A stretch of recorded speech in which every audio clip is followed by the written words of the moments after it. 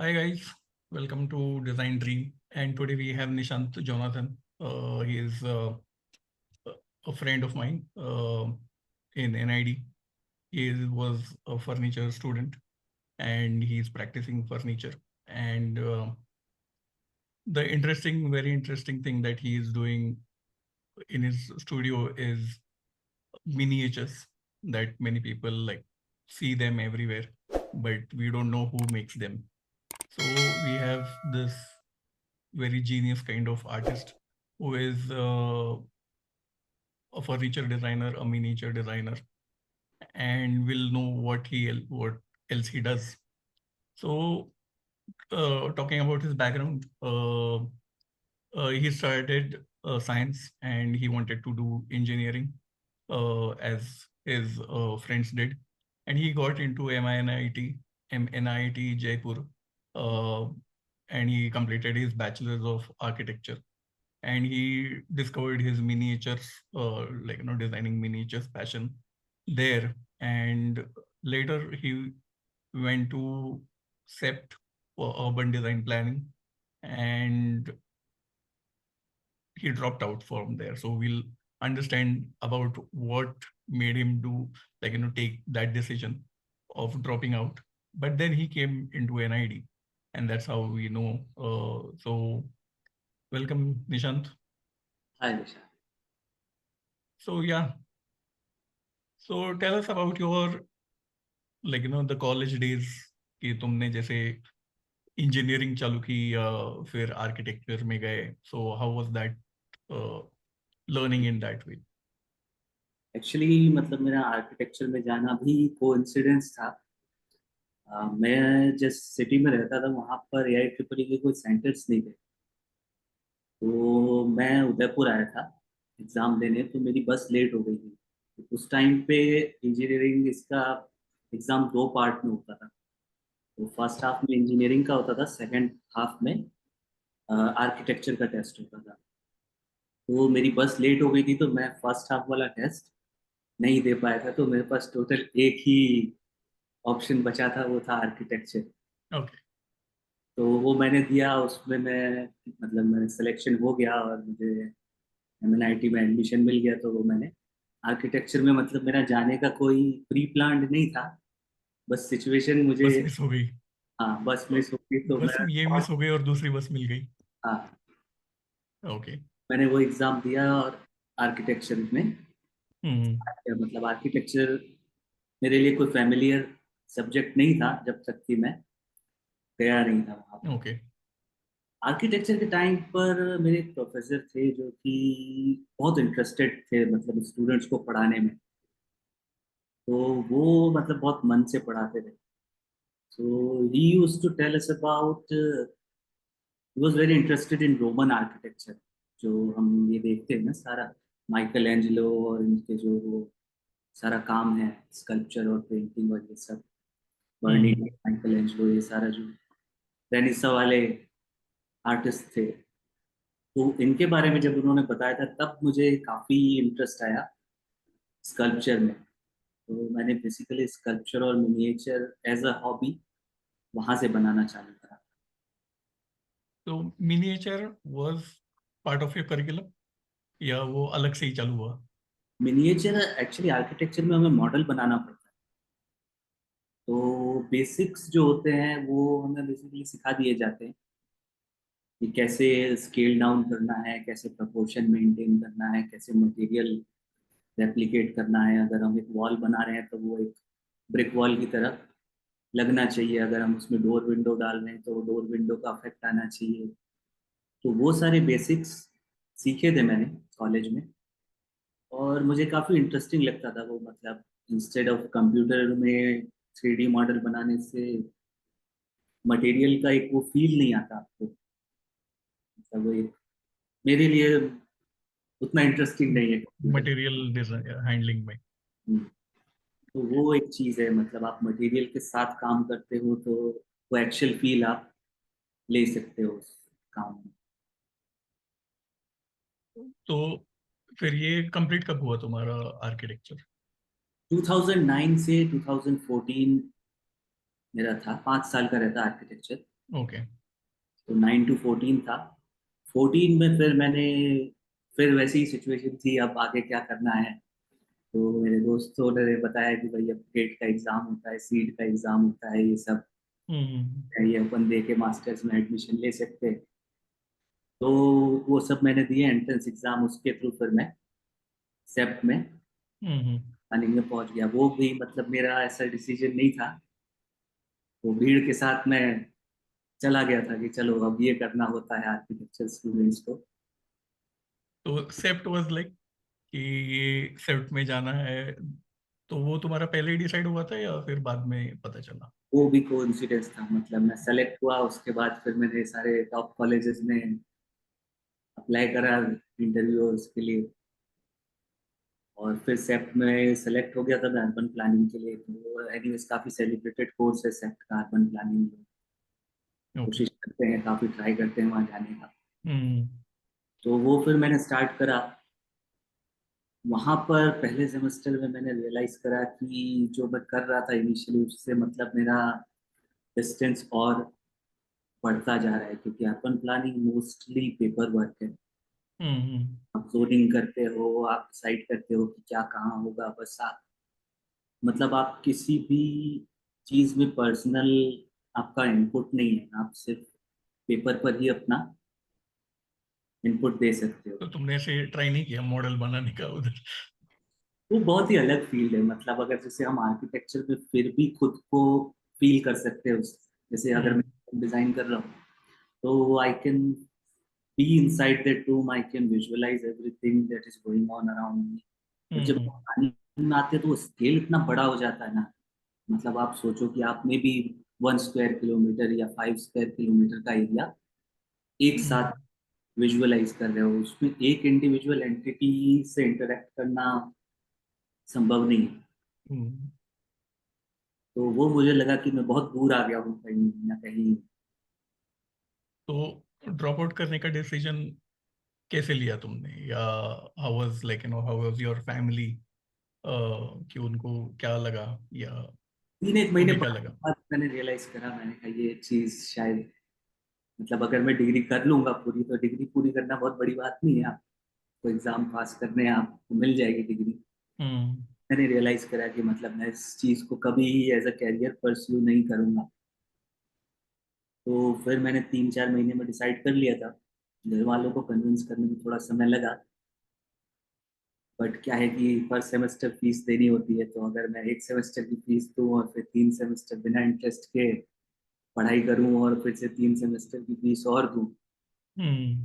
Comparatively वो loss कम है कि आप एक सेमेस्टर बाद ही डिसकंटिन्यू कर दो उस चीज को। तो घर वाले थोड़ा बहुत शुरू में कोशिश करी उन्होंने कि नहीं नहीं कर लो फिर देखना। तो फिर मेरे पास ऑल्टरनेट था कि मतलब अगर मैं एनआईडी चला जाऊं और तो वहां फिर से वो एनआईडी का डिसीजन कैसे, यानी तुम्हें सब यानी बीच में सम कहीं तो भी तुमने, you might be looking for some options कि ये भी कर सकते हैं वो भी कर सकते हैं? सेप्ट में रहते हैं ना, तो सेप्ट में क्या है कि मतलब मुझे एनआईडी के बारे में इतना नहीं मालूम था सेप्ट में जाने से पहले, इवन हम्म। आर्किटेक्चर के टाइम पर भी नहीं मालूम था। पर सेप्ट में क्या है कि बहुत सारे ऐसे कॉमन फ्रेंड्स कोई ना कोई रहते हैं, जो फिर एक दो लोगों ने मुझे बोला कि तुम्हें मतलब एनआईडी में ट्राई करना चाहिए, वो तुम्हारे लिए। इवन मेरे एक तो फैकल्टीज ने भी मुझे बोला कि तुम हम्म। प्लानिंग करने क्यों आए, वो भी मेरे से मतलब फेसबुक और इंस्टाग्राम के थ्रू जुड़े हुए थे, तो उन्होंने काम देखा था मेरा स्कल्पचर और मिनिएचर वाला, तो हम्म। सजेस्ट करा कि तुम यहाँ पर क्यों हो, मतलब तुम्हें हम्म। इंटरेस्ट भी नहीं है इस फील्ड क्या में, कर रहे हो यहाँ पे?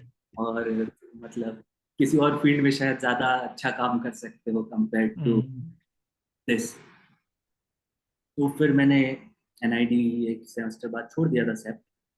फिर मैंने थोड़ा सा प्रिपेयर करा एनआईडी के लिए, थोड़े बहुत ऑनलाइन देखा क्या होता है एग्जाम में, क्या करते हैं ये सब। ये कौन से साल में था? 2014 में मैंने ज्वाइन कर लिया था सेप, तो दिसंबर 2014 में मैंने छोड़ दिया था सेप। एक ही सेमेस्टर में छोड़? एक सेमेस्टर में छोड़ दिया था। और फिर 2015 में मैंने एनआईटी का पहला अटेम्प्ट किया था, उसमें मैं रह गया था वेट लिस्ट 1 पे। ओके। तो मैं एक्चुअली वेट लिस्ट 3 पे था, फिर 2 लोग वेट लिस्ट से सेलेक्ट हो गए, ओके। मैं वेट लिस्ट 1 पे आके वो क्रैक फिर कर सही हो। बाद हम्म। एडमिशन क्लोज हो गए थे उस साल के। फिर मैंने एक साल अपना थोड़ा बहुत एक्सप्लोर किया। उस टाइम मेरा घर भी शिफ्ट हो रहा था, तो मुझे ज़्यादा काफ़ी सारा समय उसमें लगा। मैं हम्म। बन रहा था तो मैंने डिज़ाइन करा था। तो मोस्टली मैंने उसे एक साल में वो घर का कंस्ट्रक्शन का काम पूरा करवाया, और थोड़ा बहुत अपना भी काम करता रहा, मिनिएचर और ये सब। और कुछ एक मैंने वर्कशॉप्स लिए थे उस टाइम पे मिनिएचर के। मतलब मैं वर्कशॉप लेता रहता हूँ एज अ टीचर, जब भी मुझे कोई इनवाइट करता है या हम्म। कोई चांस मिलता है। सो तो एनआईडी का एग्जाम दिया, प्रिपरेशन ऑनलाइन किया तुमने? फर्स्ट अटेम्प्ट में मैं वेट लिस्ट में रह हाँ, गया। तो वेट लिस्ट में था, फिर से सेकंड अटेम्प्ट में फिर तुम्हें क्या लगा कि लेकिन वो इजी है एग्जाम या क्या है? एग्जाम इजी था। मतलब मुझे पहले अटेम्प्ट में रियलाइज हुआ था कि मतलब मैं या तो मिस कर जाऊंगा या फिर बहुत ही क्लोजली हम्म। मिस कर जाऊंगा हम्म। चांस। क्योंकि कहीं ना कहीं जब मतलब मैं गया था ना, तो इंटरव्यू में मैंने ये फील किया कि उनको मेरा सेट छोड़ने का डिसीजन उतना मतलब भाया नहीं। भाया नहीं। हाँ, बेसिकली भाया नहीं सही शब्द है। उनको ये था कि मतलब तुम ठीक है, तुम्हें एडमिशन मिल गया, तुम कहीं जाते हो, फिर थोड़े टाइम तुम्हें मजा नहीं आता है, तो तुम कहते हो नहीं अब नहीं करना है, छोड़ देंगे। तो हम्म। वो कहीं ना कहीं उन्होंने उस तरह का एक इम्प्रेशन। ये यहाँ पे लेंगे तो यहाँ पे भी छोड़ देगा। हाँ, या मजा नहीं आएगा तो छोड़ देगा, सीट खराब करेगा किसी और, उस टाइप का एक। तो फिर तुमने कन्विंस कैसे की? तो फर्स्ट अटेम्प्ट में तो मैं नहीं कर पाया था ऑब्वियसली कन्विंस। तो मेरा ये, फिर सेकंड अटेम्प्ट के टाइम पे मैं प्रिपेयर्ड था उस चीज के लिए। हम्म। कोइंसिडेंटली 3 में से 2 लोग वही थे इंटरव्यू में जो पहले साल थे। तो उनको लगा होगा कि ये वापस आया है नहीं, ये नहीं हाँ, और सीरियस है। उनको मेरा इंटरव्यू याद था, क्योंकि मैं अपने मिनिएचर और ये सब बैग में डाल के ले गया था। वो सब मैंने हम्म। रखे थे। मतलब मैं पोर्टफोलियो नहीं ले गया था, मैं ओके। एक्चुअली चीजें ही ले गया था। तो मैंने टेबल पे रखी थी, तो उनको सेकंड अटेम्प्ट में याद था कि ये तुम आए थे और वो मिनिएचर और ये सब ये था। हम्म। तो सेकंड अटेम्प्ट मेरे लिए इंटरव्यू वाइज बहुत स्मूथ था। ओके। कि वो डाउट उनका कहीं ना कहीं चला गया था जो फर्स्ट अटेम्प्ट में था। तो ज्यादा काम से रिलेटेड क्वेश्चन थे उनके। हम्म। तो वो काफी मेरे लिए अच्छा एक्सपीरियंस था सेकंड इंटरव्यू वाला। ओके। तो हाउ वाज एनआईडी? एनआईडी का एक्सपीरियंस बहुत अलग था कंपेयर टू। मतलब मैं आर्किटेक्चर मैंने पढ़ा एमएनआईटी से, और फिर से अपने में रहा। दोनों जगह से एक बहुत अलग एनवायरनमेंट था। हम्म। मतलब इन टर्म्स ऑफ आप दूसरे लोगों से जो बातें करते हो, एक ज्यादा ओपन एनवायरनमेंट था। मतलब people encourage you to speak up. मतलब मैं यूजुअली लोगों से ज्यादा बात नहीं करता, मैं अपने काम से काम रखता हूँ अपना। हम्म। चुपचाप गए, चुपचाप आ गए। मालूम है। तो एनआईडी में मैंने वो फील किया कि लोग आ जाते हैं खुद ही बात करने, या फिर हाँ। अगर वो आपका कोई काम ऑनलाइन देखते हैं तो एक बार आकर के और आपसे उस बारे में कुछ ना कुछ बात करेंगे। तो वो एक ज्यादा मतलब आप खुलते हो बात करने के लिए, अपने आप को एक्सप्रेस करने के लिए। और एक हम्म। एंकरेजमेंट भी मिलता है आपको अपना काम शोकेस करने के लिए लोगों को, क्योंकि आपको एक रिस्पॉन्स मिल रहा है उस चीज का। राइट। तो वहां पे तुम्हें ज्यादा चैलेंजिंग क्या लगा, like when you are studying in NID? Hmm. जैसे फर्नीचर में हो तुम, तो उसमें जैसे बहुत सारे लेकिन मॉड्यूल्स होते हैं कि हम्म। तुम्हें एक तो मटेरियल इंट्रोडक्शन होगा या फिर टेक्निक्स होंगी वर्कशॉप्स के। हम्म। तो वहाँ पे तुम्हें ज़्यादा इंटरेस्टिंग क्या लगा, और तुम्हारा if you can share any project with us, तो दैट विल बी, लेकिन will love to see your project. Hmm. तो उसमें मतलब जैसे बहुत सारे कोर्सेज थे जो काफी इररेलेवेंट लगते हैं आपको अपनी फील्ड में। बाकी हर साल एक जो डिजाइन प्रोजेक्ट रहता है लास्ट में हर सेमेस्टर, हम्म। लास्ट के 1 महीने का। वही मेरे ख्याल से एक मतलब मेरे लिए तो वही सबसे ज़्यादा लर्निंग एक्सपीरियंस रहा है। तो एनआईडी में रहते हुए मेरे इधर कुछ कुछ प्रोजेक्ट्स थे, और जब मैं मतलब पैरेलली मेरे पास घर पर भी वर्कशॉप था उस समय से। जब मैंने जैसे बताया था कि ये घर मैंने डिज़ाइन किया जिसमें अभी रह रहे हैं, तो उसमें मैंने बेसमेंट का स्पेस एक specially as a art studio छोड़ा था उस समय पे। हम्म। तो मैंने इवेंचुअली फर्नीचर स्टूडियो में मतलब मेरे पास स्पेस था, जिसको फिर मैंने एनआईडी में रहते हुए ही स्पेस को डेवलप करना चालू कर दिया था। तो मैं धीरे धीरे जब भी मेरे पास कुछ पैसे रहते थे तो मैं कुछ ना कुछ टूल्स ले आता था या फिर वुड ले आता था अपने लिए। तो उस तरह का कुछ ना कुछ करता रहता था। तो एनआईडी का ये मेरा एक प्रोजेक्ट था आउटडोर फर्नीचर का। ये मैं और मेरा एक फ्रेंड है अनुराग, मेरा बैचमेट था, हम दोनों ने मिलकर ये बनाया था आउटडोर फर्नीचर के लिए, बेसिकली मेटल प्लस कंक्रीट। तो ये जो डिस्प्ले कियोस्क है एनआईडी का फर्नीचर का, उसमें डिस्प्ले में रहा एक सेशन पूरा। ये टॉप वाला फोटो सेंटर में डिस्प्ले कियोस्क का है। तो एक प्रोजेक्ट ये था वुड वर्किंग में। ओके। तो ये स्पेसिफिक एक एक मटेरियल लेके एक एक ऐसे कोर्स होता था क्या? नहीं, हमें डिजाइन ब्रीफ ऐसे मिलता है जैसे सपोज ऐसे मिलेगा कि design outdoor furniture for a restaurant. Okay. In that case हमें ये देखना है कि जो भी हम फर्नीचर बना रहे हैं वो वेदर प्रूफ हो, मतलब it can withstand rain summer, तो हम्म। लाइट से अफेक्ट नहीं हो। तो जैसे अगर हम आउटडोर के लिए लकड़ी का कुछ बनाएंगे तो इवेंचुअली वो 2-3 साल में खराब होने लगेगा। हम्म। तो इसलिए वो प्रोजेक्ट कंक्रीट और सीमेंट उसमें बना था, मेटल में, कि आप पेंट कर सकते हो और कंक्रीट एनीवेज खराब नहीं होगा। हम्म। और ये था एक, तो इसमें नाकाशिमा की डिज़ाइन फिलोसॉफी हमें यूज़ करनी थी। जॉर्ज नाकाशिमा फर्नीचर डिज़ाइनर हैं, ओके। बहुत सारा काम एनआईटी में भी है डिस्प्ले में।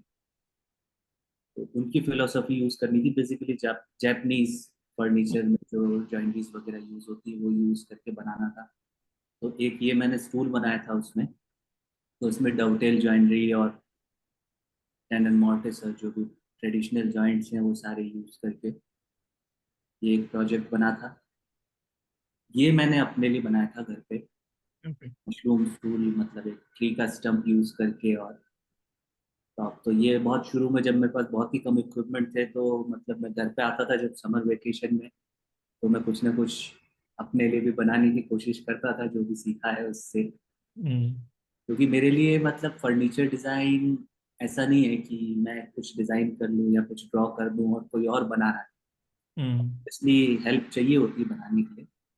बट एटलीस्ट प्रोटोटाइप डेवलपमेंट है, जो डिज़ाइन डेवलपमेंट का स्टेज है, वहाँ पर मैं चाहता हूँ कि पूरा का पूरा प्रोजेक्ट जो है वो मेरे हाथ से डेवलप हो, ताकि जो भी प्रॉस एंड कॉन्स है वो मैं फर्स्ट हैंड रियलाइज कर सकूं। राइट। और ये भी एक मैंने घर के लिए ही बनाया था अपने लिए, हम्म। Shoe rack. तो ये फुटप्रिंट का यूज करके कॉन्सेप्ट। जूते ही रखो यहाँ पे और कुछ? हाँ, और कुछ काम में नहीं लेगा। ये एक स्क्रैप का प्रोजेक्ट था। स्क्रैप मतलब एनआईडी में स्क्रैप रीयूज का एक प्रोजेक्ट रहता है। हम्म। तो उससे मैंने एक स्क्रीन बनाया था। ये बेसिकली जो रेस्टोरेंट वगैरह में, आउटडोर रेस्टोरेंट में एक बड़ा छाता नहीं रहता एक टेबल के ऊपर, तो राइट। ये ऐसे यूज करने के लिए था बेसिकली, हम्म। हॉरिजॉन्टल पोजीशन में। तो फिर इसका मुझे शेल मिला था खाली रॉड्स। फिर मैंने इसको पेपर में डेवलप करके, और ये साइड में आप देख सकते हैं इसमें बीच में एक पुली सिस्टम था जो इसको एज अ अम्ब्रेला हम्म। कर सकता है पूरे स्ट्रक्चर को। तो ये अगर हम कोई आउटडोर स्पेस है, रेस्टोरेंट है या फिर कोई कैफेटेरिया है जिसमें हमें प्राइवेसी स्क्रीन्स बनाने हैं फोल्डेबल, तो हम इसको रूफ पे माउंट कर सकते हैं। तो ये पूरा का पूरा एक जगह फोल्ड होकर और फिर फर्दर रूफ के साथ फोल्ड हम्म। होकर रह सकता है। तो ये completely out of the way हो जाएगा। हम्म। ये एक प्रोजेक्ट था एनआईडी में। ये भी उसके कुछ और, ये भी एनआईडी के एनआईडी में ही खींचे हुए फोटोज हैं इसके।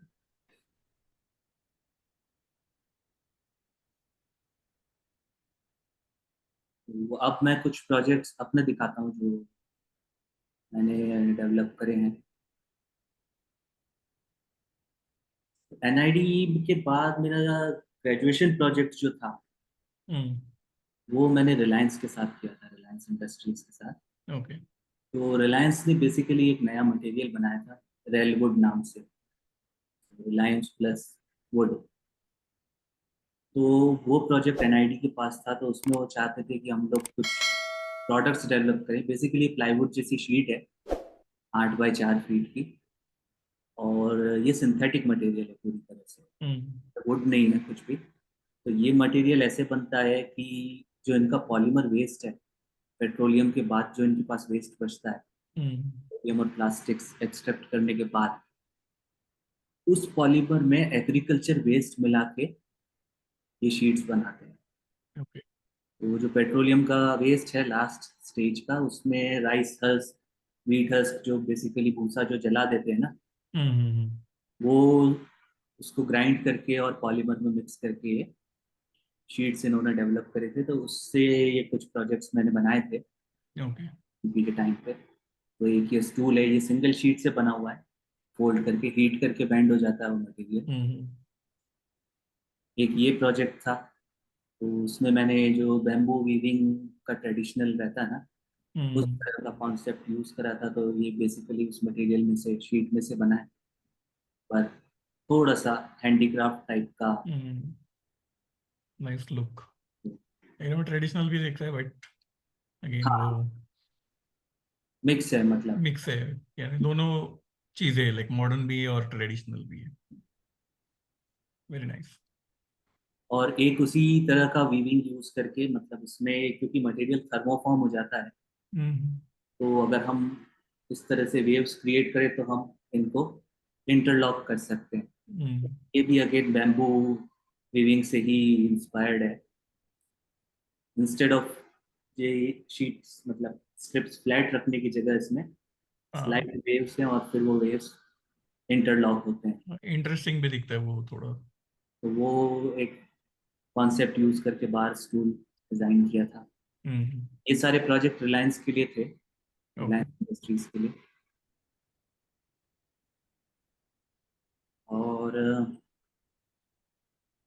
और आप और क्या पूछना चाहते हैं? मैं और क्या पूछना चाहता हूँ, तो अच्छा, पूछना एक ये चाहता हूँ, सॉरी, हाँ ये बताओ। एक रिलायंस के लिए लास्ट प्रोजेक्ट और था हमारा।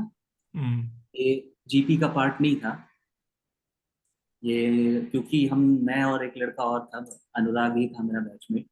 हम दोनों ने हम्म। रिलायंस के साथ काम किया था। तो क्योंकि जब हमारा प्रोजेक्ट खत्म हुआ था, तो रिलायंस की एग्जीबिशन थी बॉम्बे में 2019 में, ओके। नवंबर 2000। तो वो एग्जीबिशन भी हमने डिजाइन करी थी प्रवीण सर के साथ, प्रवीण सोलंकी के साथ। हम्म। तो ये भी पूरा उसी मटेरियल से बना हुआ है एग्जीबिशन, रिलायंस के मटेरियल से। तो इसमें हमारा ही काम डिस्प्ले हुआ था, और एग्जीबिशन भी हमने ही डिजाइन करी थी रिलायंस के लिए। ओके। सही है। फिर मैं आता हूँ कुछ पुराना मेरे वर्कशॉप पे, हम्म। जैसे मैंने अपना स्पेस डेवलप किया। तो ये अभी जो आप स्पेस देख रहे हैं इन फोटोज में, ये 2016-17 जब मैं एनआईडी में था उस टाइम का स्पेस है। तो थोड़े बहुत टूल्स थे मेरे पास, बेसिक हैंड टूल्स और कुछ पावर टूल्स, जिनसे मैंने स्टार्ट किया था काम। तो ये अराउंड 2017-18 का है। यही स्पेस 2020 में लॉकडाउन के बाद मैंने ऐसे डेवलप कर रखा है, जो अभी करंट स्टेज है मेरे वर्कशॉप का। अभी मेरे पास बहुत सारे इक्विपमेंट्स हैं, ऑलमोस्ट जितने भी वुड वर्किंग के लिए बेसिक टूल्स चाहिए, बेसिक टू इवन एडवांस्ड, हम्म। तो ऑलमोस्ट सारे टूल्स मेरे पास हैं। तो सारा काम मैं इसी जगह पे करता हूँ, बेसमेंट में। Almost two two car parking का स्पेस है ये, हम्म। अराउंड, अगर 3 बेडरूम मान सकते हैं, सही तीन है। बेडरूम जितना स्पेस है। तो ये अभी का मेरा वर्कशॉप है। तो अभी मैं काम करता हूँ, खुद भी काम करता हूँ, और मेरे साथ एक असिस्टेंट है, एक कारपेंटर है जो ओके। वो हेल्प करता है।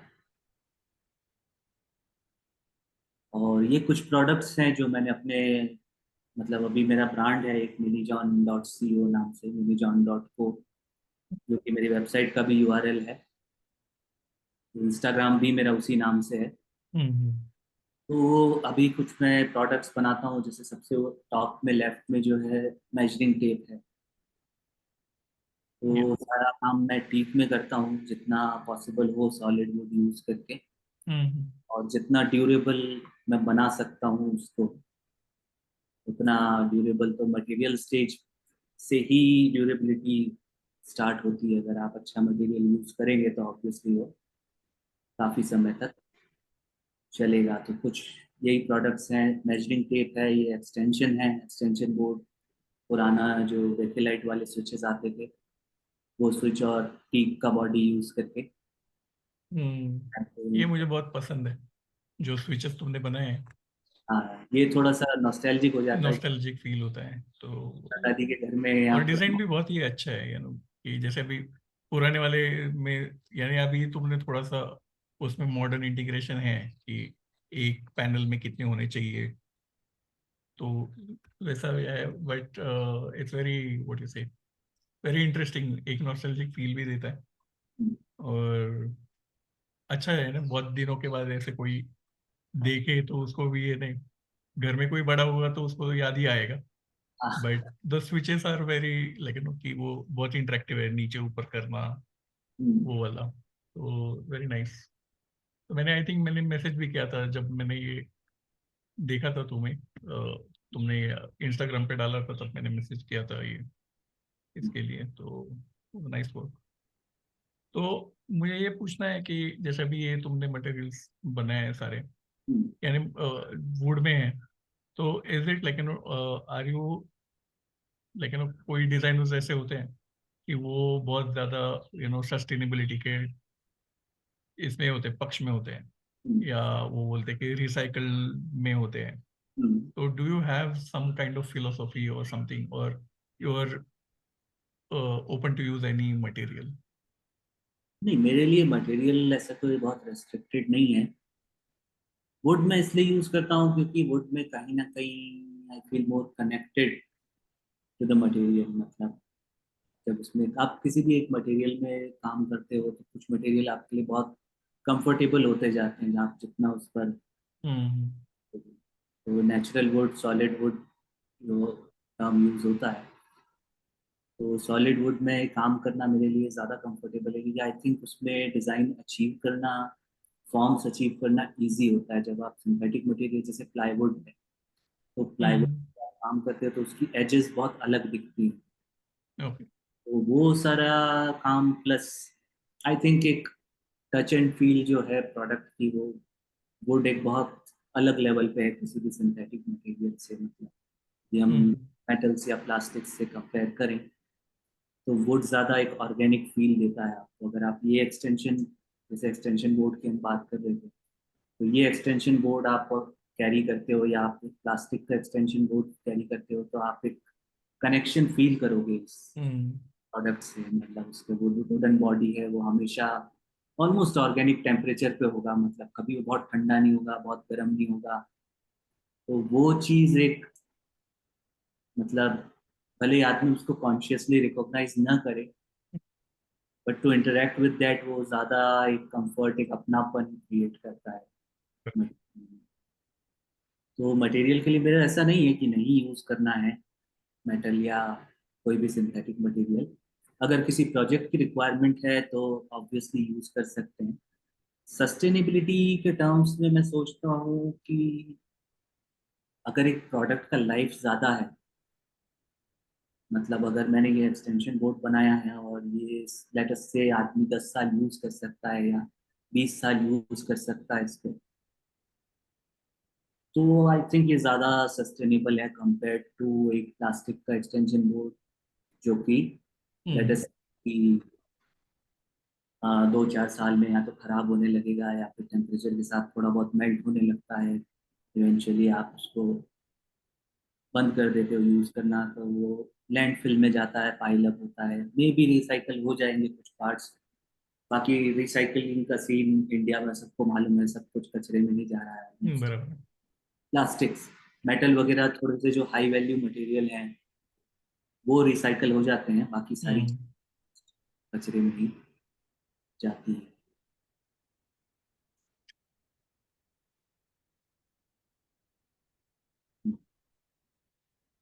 तो हम थोड़ा सा तुम्हारा इंस्टाग्राम भी देखेंगे अभी, तो मैं शेयर करता हूँ मेरी स्क्रीन से। तो गाइस प्लीज फॉलो minijon.co, मैं डिस्क्रिप्शन में भी डालूंगा। तो ये निशान ने जो भी मिनीचर्स बनाए हैं, तो अगेन लेकिन you can see his workshop, और ये सारे उसके प्रोडक्ट्स हैं।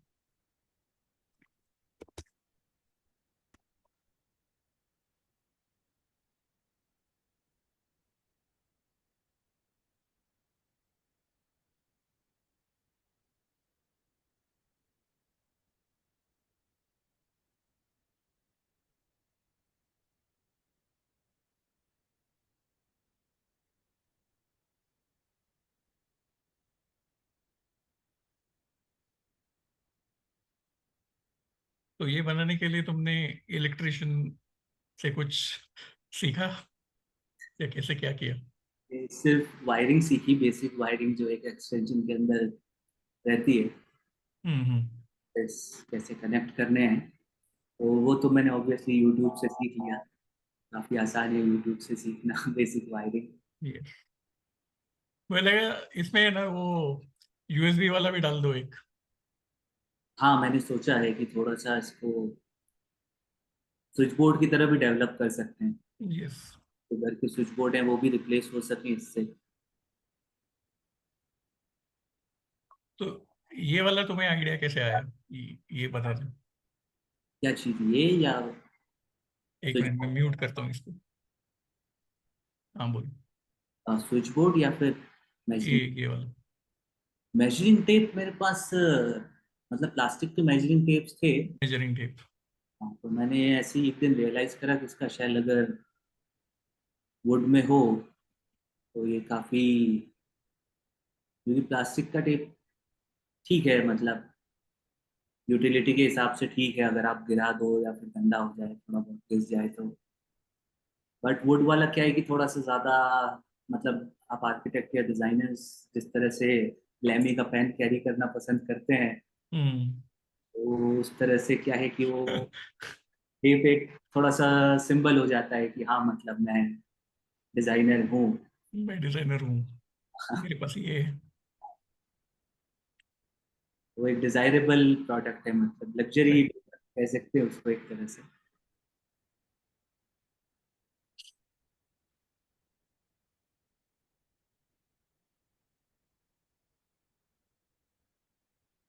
तो मशीन्स तो काफी, यानी जो एनआईडी में मैंने देखी है वैसे ही है तेरे पास? हाँ मतलब इसमें जो डला हुआ है उससे ज्यादा इक्विपमेंट है मेरे पास अभी, मतलब मैं हाँ। एनआईडी जितना इक्विप्ड तो हूँ, कम नहीं तो विद इन फ्यू ईयर्स हो सकता है ज्यादा इक्विप्ड हो जाऊं।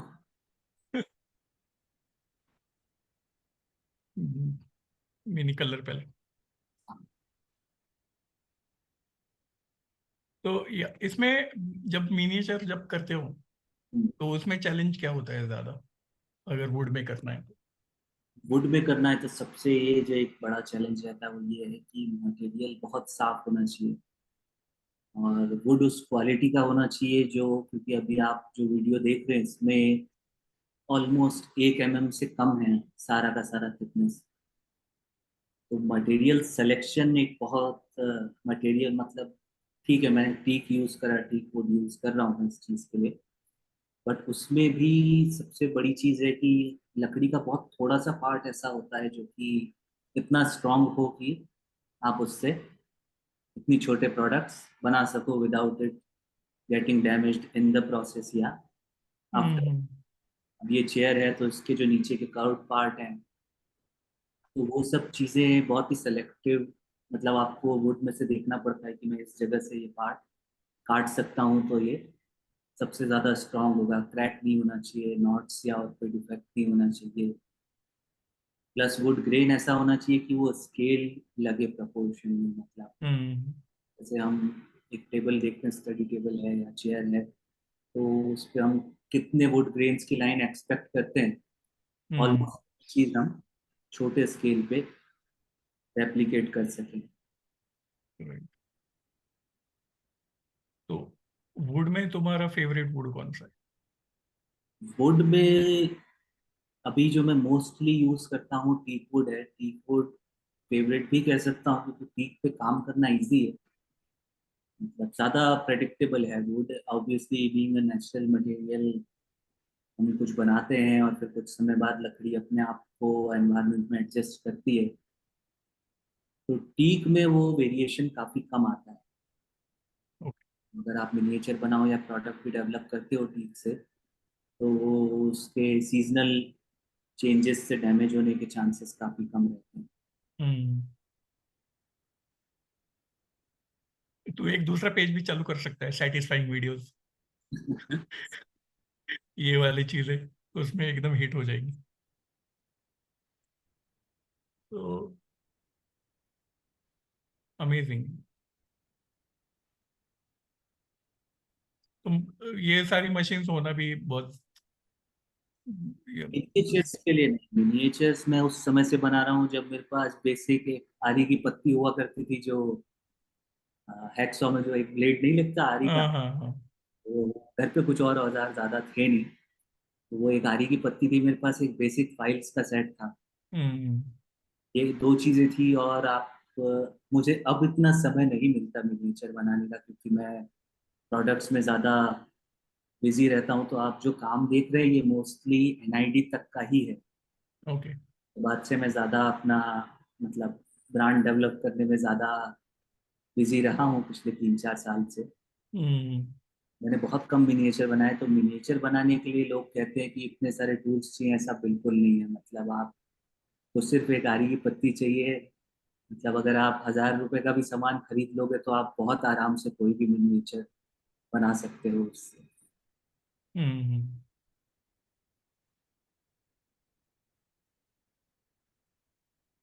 ऑब्वियसली प्रोसेस थोड़ा सा फास्ट हो जाता है जब आपके पास टूल्स हों।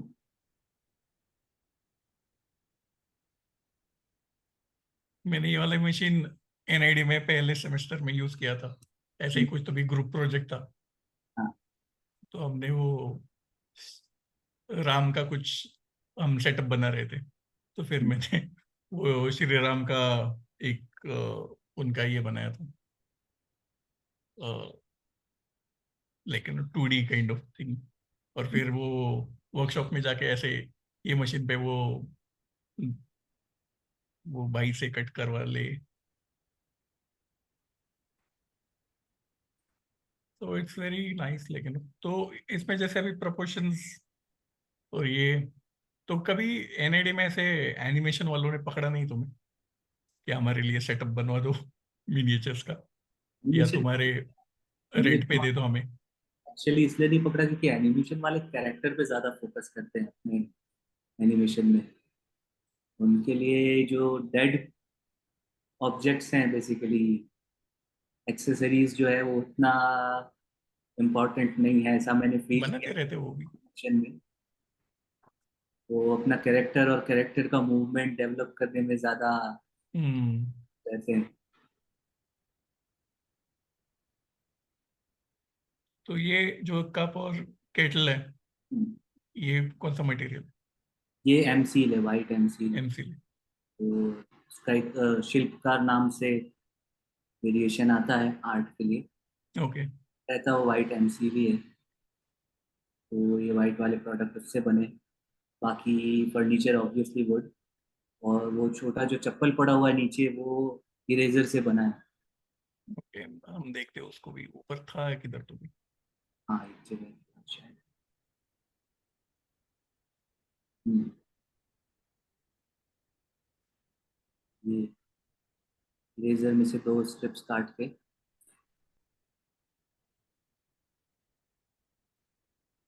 तो उसका टेक्सचर उस पे ही था या बनाया बाद में? टेक्सचर वो अभी एक मेटल का शीट रखा हुआ था हाँ ना, उसके ऊपर था। जैसे स्पीकर के सामने नहीं आता है हम्म। एक छेद वाला मेटल का शीट, तो वैसा हाँ ही हाँ हाँ अगर ओके। आप उस पे गर्म करके इम्प्रिंट करो, ओके। टेक्सचर बनाया जा सकता है device. Hmm. Very nice.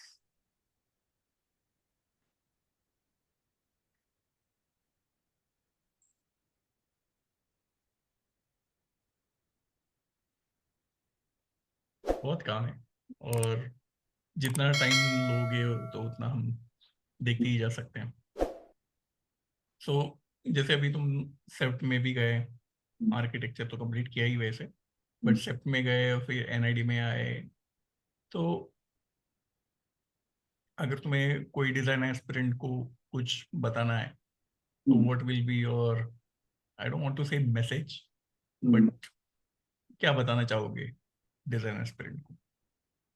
I think मतलब डिपेंड करता है, अगर कोई 12th के बाद डिज़ाइन फील्ड में जाना चाह रहा है तो काफ़ी अलग माइंडसेट रहता है, क्योंकि कुछ भी पहले से एक्सपीरियंस नहीं होता उस चीज़ का। जब हम फिजिक्स केमिस्ट्री मैथ्स पढ़ के निकले होते हैं ज़्यादातर स्टूडेंट। हम्म। तो मैं अगर एनआईडी या किसी भी जगह पे यदि आप मास्टर्स कर रहे हो डिज़ाइन में, तो मेरे ख्याल से सबसे पहला एक चीज़ होना चाहिए, आपके पास एक विजन होना चाहिए कि आप क्या करना चाह रहे हो। क्योंकि जैसे मैंने सेप्ट में जब 6 महीने लगाए ना, तो मैं बिना सोचे चला गया था, और वहां जाने के बाद तो ऑब्वियसली मैंने सोचना चालू करा कि मैं क्या कर रहा हूँ यहाँ पे। हम्म। वो एक जो ड्यूरेशन है वो कहीं ना कहीं वेस्ट होता है, अगर आप पहले से अपने मतलब एस्पिरेशन को नैरो डाउन नहीं करो कि आप एग्जैक्टली क्या करना चाहते हो, किस फील्ड में जाना चाहते हो। तो आई थिंक 12th के बाद शायद इतना रियलाइजेशन नहीं होता है, क्योंकि एक तो वो एज भी बहुत अलग होता है, 17 18 19, उस टाइम पे आप ज़्यादा सोच नहीं सकते कि आपको हम्म। है। आपकी सोच गवर्नड होती है सोसाइटी से, अपने आसपास के लोगों से, घर वाले क्या बोल रहे हैं कि बेटा डॉक्टर बन जाओ, बेटा इंजीनियर बन जाओ, बेटा ये बन जाओ, बेटा वो बन जाओ। तो वो छोटा मोटा काम कभी आपके लिए चूज नहीं करते। हम्म। ऐसा करो यार, तुम लकड़ी काटना, मजा आएगा। वो आपको ही चूज करना है, और उसके लिए आपको अपना एक माइंडसेट, अपना एक कैरेक्टर डेवलप करना उस तरह से कि आप इवेंचुअली उस फील्ड में जा सको। तो आई थिंक बैचलर्स डिज़ाइन में करना है या आर्किटेक्चर में करना है या इंजीनियरिंग में करना, वो एक लर्निंग पीरियड है। वहाँ हम्म। करने के बाद आपको एक्चुअल अपना फोकस मिलता है, मतलब जब आप 22 23 24 की एज पे आप एक ज़्यादा कैलकुलेटेड डिसीजन ले सकते हो। हम्म। तो आई थिंक डिज़ाइन स्टूडेंट्स के लिए या मतलब डिज़ाइन से रिलेटेड फील्ड्स जो हैं, उनको मास्टर्स करने के पहले थोड़ा सा अपने आप को में भी एक आध साल काम करना चाहिए, या फिर थोड़ा सा गैप ले लेना चाहिए, रैश डिसीजंस नहीं लेने चाहिए। तुमने काम किया था बीच में किधर? मैंने मैंने आर्किटेक्चर के तुरंत बाद तो सेफ ज्वाइन कर लिया था, हम्म। और फिर मैं एनआईडी के लिए प्रिपेयर करता रहा। फिर मेरा घर वाला काम चला था, तो उस टाइम पे मुझे समय नहीं मिला था काम करने का। ओके। हालांकि मैंने एक जगह काम करा था अहमदाबाद में 2 3 महीने के लिए। एक निकुंज चौरड़िया करके आर्किटेक्ट हैं, हम्म। स्कल्पचर्स पे काम करते हैं, लार्ज स्केल स्कल्पचर्स पे। ओके। तो जैसे हम वो चौराहे वगैरह पे नहीं, बीच में कुछ कुछ हम्म। पेशेंट्स लगे होते हैं, स्कल्पचर्स लगे होते हैं, उस जी। तरह का डिजाइन करते हैं वो, डिजाइन प्लस एग्जीक्यूशन। तो उनके साथ मैंने कुछ समय काम किया था, तो वो भी काफी इंटरेस्टिंग एक्सपीरियंस था। तो उनके यहाँ काम करते करते फिर मेरा एनआईडी में फाइनल हो गया था, सेकंड अटेम्प्ट में सिलेक्शन, फिर वहां से मैं छोड़ दिया था। राइट। गुड यार। और तुम्हारा डिजाइन ड्रीम क्या है? मेरा डिजाइन ड्रीम कहीं ना कहीं बदलता रहा है समय के साथ। मतलब मैंने ऐसा महसूस किया है कि मैं एक ही डिजाइन ड्रीम पे नहीं रहा हूँ। अगर आप मुझसे हर साल पूछेंगे तो थोड़ा सा अलग आंसर मिलेगा। हम्म। अभी हर साल पॉडकास्ट करना पड़ेगा तेरे साथ फिर। अभी जो है मेरा, मैंने ऐसा रियलाइज करा है, मतलब मैं ज्यादा जितना एम्बिशियस था कुछ साल पहले उसके मुकाबले अब मैं कम एम्बिशियस हूँ। हम्म एम्बिशियस टर्म्स ऑफ, हम जैसे सोचते हैं ना कि मतलब मैं कुछ ऐसा करूंगा और मैं ऐसा बहुत बड़ा आदमी बन जाऊंगा, बहुत बड़ी कंपनी होगी मेरी, मैं बहुत अच्छी चीजें बना दूंगा। वो एस्पिरेशन था मेरा एनआईडी में रहते हुए, एनआईडी से निकलने का। बट कहीं ना हम्म कहीं उस चीज को लेकर मैं बहुत हम्बल हो गया हूँ। और मतलब आई फाइंड कि जो प्रोडक्ट मैं बनाता हूँ, जो मैं डेवलप करता हूँ, जो मैं उसमें थॉट प्रोसेस डालता हूँ, they are quite rewarding in themselves. मतलब वो प्रोसेस मेरे लिए, मतलब मैं सुबह उठता हूँ तो मुझे टेंशन नहीं होती कि यार आज, अरे यार आज बनाना है यार, बाकी है काम। तो मैंने अपनी लाइफ बहुत इजी गोइंग कर रखी है। मेरा वर्कशॉप भी घर पे है तो मैं यही रहता हूँ। कभी कभार अगर कोई टीचिंग असाइनमेंट मिलता है तो मैं जाता हूँ पढ़ाने। बाकी मोर और लेस मेरा 80-90% टाइम यहीं पे ओके। बीत। तो वो मेरे लिए काफ़ी एक रिवॉर्डिंग एक्सपीरियंस रहता है कि मैं सब कुछ मेरा इसी स्पेस में है तो मैं नीचे जा करके काम कर सकता हूँ। और मैं बहुत आराम से काम करता हूँ।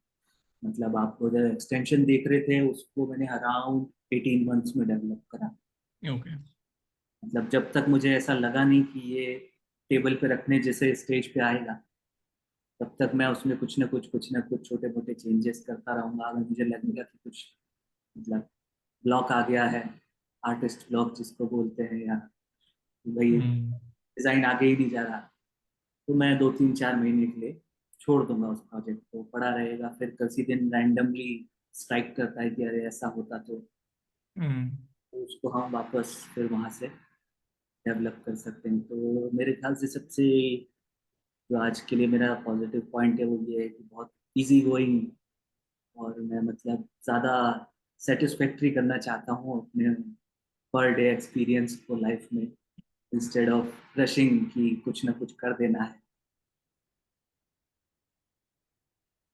Slow and study. Design dream, design philosophy मेरी यही है कि हाँ वही सही है। चीज़ें बनाओ और आराम से रहो, आराम से बनो, आराम से करो। पढ़ना नहीं है ज़्यादा। चिल मारो लाइफ। हम्म।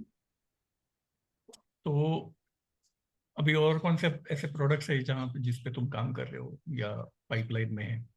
ऐसे कुछ कुछ प्रोडक्ट्स और हैं, कुछ मैं सोच रहा था कि कुछ बॉक्सेस, बहुत मतलब आजकल क्या है कि बहुत ज़्यादा हम प्लास्टिक हम्म डिपेंडेंट हो गए हैं। कहीं ना कहीं वो एक जो पुराने टाइम में हमारे, मतलब कहीं ना कहीं पता नहीं, मेरे ये एंटीक चीज़ें मुझे हमेशा से अट्रैक्ट करती हैं। मतलब ट्रेडिशनल मेथड्स हो, हम्म ट्रेडिशनल प्रोडक्ट्स हो, तो कहीं ना कहीं वो जैसे सुइंग किट हुआ करता था पहले, लकड़ी के बॉक्स में या फिर मेटल के बॉक्स में, जो हमारे दादा दादी के पास तक रहता था। आजकल वो चीज़ें तो मैं सोचता हूँ कि लकड़ी के कुछ बॉक्सेस हम्म बनाए जा सकते हैं स्पेसिफिक पर्पस के लिए। और एक और इंटरेस्टिंग चीज़ थी, मैं सोच रहा हूँ एक टॉर्च बनाने का लकड़ी में।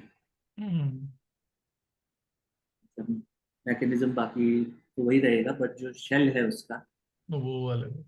वो लकड़ी में ही हम शेप करें लेथ मशीन पे, जैसे फ्लावर वेस वगैरह बनते हैं ना, हम्म तो वैसा एक हम, तो वो एक चीज़ मेरे लिए डेवलपमेंट में है। और एक टूल किट, मतलब पेचकस का हैंडल हम लकड़ी से बनाए, पहले आते थे आजकल बहुत कम हो गए। हम्म या तो वैसा एक छोटा सा सेट हो, प्रॉपर ठीक का बढ़िया एर्गोनॉमिक हैंडल हो, और टूल किट हो छोटा सा। तो वैसी कुछ कुछ चीज़ें हैं जो हैं डेवलपमेंट में। अभी एक यानी मेरे क्वेश्चन ऐसे आया कि जैसे अभी तुम एंटीक और विंटेज ज्यादा ऐसे कुछ बोल रहे थे, जैसे अभी इंडियन में जैसे बॉक्सेस। हम्म। तो जैसे तुमने वो बोला बॉक्सेस वाला, तो मुझे एक वो जापानीज जो डिजाइन है कि आइकिया में है या और भी वेबसाइट्स है उनके, जहाँ पे जापानीज वो मिनीसो और इसमें वो ज्यादा वो बॉक्सेस ऐसे मिलते हैं। हम्म। तो उनका जो डिजाइन होता है वो इतना बहुत बहुत ही सिंपल होता है हम्म। कि जहाँ पे हैंडल है उतना उधर हैंडल ही होगा, बाकी और कोई चीज नहीं होगी, या उस हैंडल को भी ज्यादा वो बड़ा चढ़ा के भी नहीं डिजाइन करेंगे। एकदम ऐसे सिंपल सा स्लिट होगा उसमें जहाँ पे तुम्हारी उंगलियां जा सकती है। और तुम उठा सकते हो।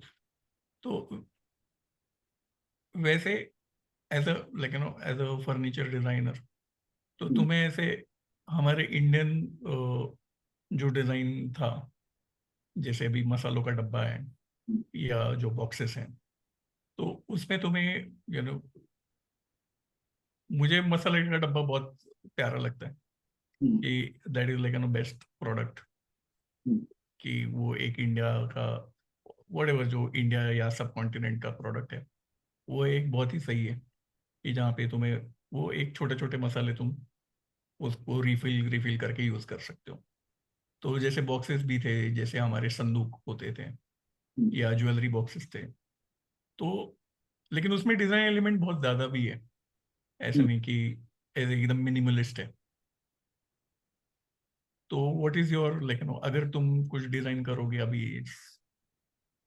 जैसे बॉक्सेस, तो मेरा सवाल ऐसा नहीं है कि तुम कैसे डिजाइन करोगे, मेरा सवाल ये है कि what you find like in Indian design, कि उसका एसेंस क्या है। एसेंस इन द सेंस मतलब मैं एग्जैक्टली समझ नहीं पा रहा क्या पूछ हाँ रहे यानी जैसे हम बाकी के डिजाइन बोलते हैं ना कि ये डिजाइन है, हो। मिनिमलिस्ट है, तो फिर इंडियन डिजाइन कैसा है? इंडियन डिजाइन ज्यादा फंक्शनल, ओके। मतलब फंक्शन बेस्ड ज्यादा है। जैसे आप मसालों के डब्बे की भी बात करो तो function plus ease of making एक बहुत बड़ा फैक्टर रहा है। हम्म। यदि आप मसाले का डब्बा खोलोगे तो अंदर बहुत सारे गोल गोल गोल गोल डिविजन्स होंगे, पर उसके बीच में बहुत सारा स्पेस होगा जो कि वेस्ट होता है। मतलब हम बहुत हम्म। 70% में भी यूटिलाइज करते हैं। आज की तारीख में आज के इक्विपमेंट से हम ऐसा उसको बना सकते हैं कि वो 100% फिल हो जाए। हम्म। बट कुछ समय पहले तक हमारे लिए वो गोल गोल कटोरियां बनाना ज्यादा आसान था। ही रहा है। तो वो ज्यादा फंक्शन प्लस उसको बना कैसा सकते हैं, मतलब हम मे बी यूटिलिटी बढ़ाने के लिए अगर हम उसकी मैन्युफैक्चरिंग प्रोसेस बहुत कठिन कर दें, हम्म। कि इंडिया में जहाँ पर अभी भी बहुत सारी चीजें ऑटोमेटेड तरीकों से नहीं बनती। अगर हम मेटल वर्क भी लेते हैं तो बहुत सारा मेटल वर्क लोग लेथ पर तैयार करते हैं, हाथ से तैयार करते हैं।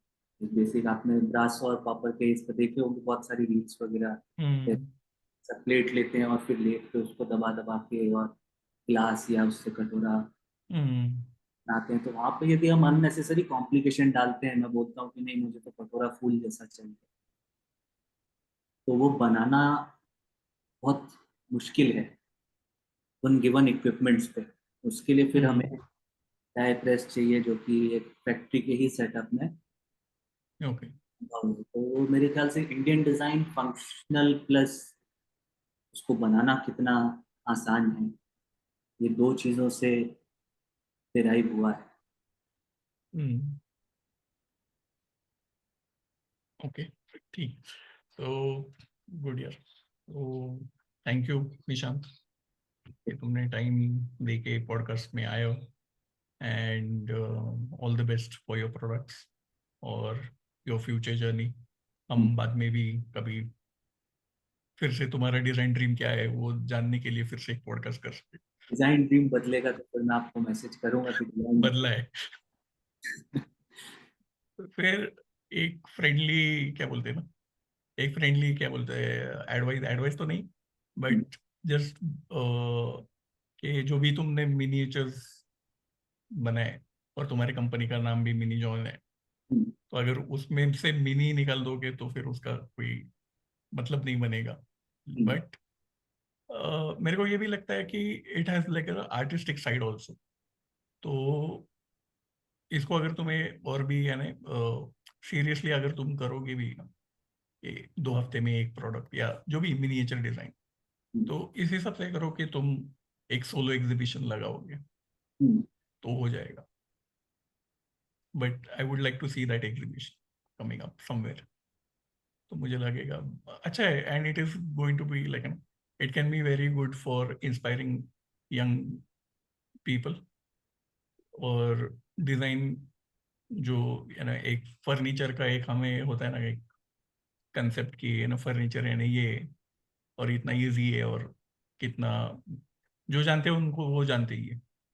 बट मोस्टली एक जनरलिस्टिक एक अप्रोच होता है वो, कोई भी हमारे इंडिया में वो किसी को भी उठा लो, आप फैशन डिजाइनर को भी उठा लो तो भी उसको भी बोलेंगे ये तो कोई भी कर सकता है type. But to inspire people you need to come like come out in that way कि तुम तुम्हारे डिजाइन्स डिस्प्ले करो। तो आई थिंक मिनिएचर जो भी तुम्हारे प्रोडक्ट्स है उसका एक एग्जीबिशन अगर हो सकता है तो it's really good, so think about it. So on that note, thank you so much and all the best. Bye bye. Bye.